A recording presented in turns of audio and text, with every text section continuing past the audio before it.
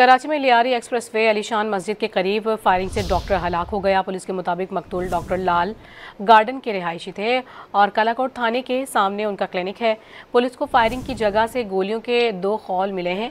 मज़ीद तहकीकात की जा रही हैं।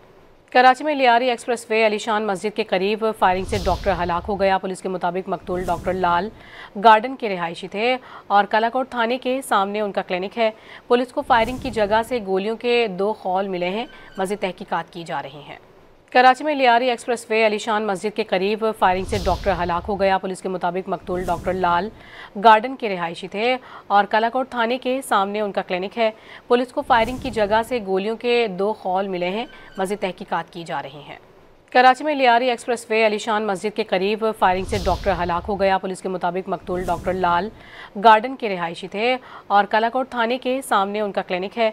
पुलिस को फायरिंग की जगह से गोलियों के 2 खौल मिले हैं। मज़ीद तहकीकात की जा रही हैं।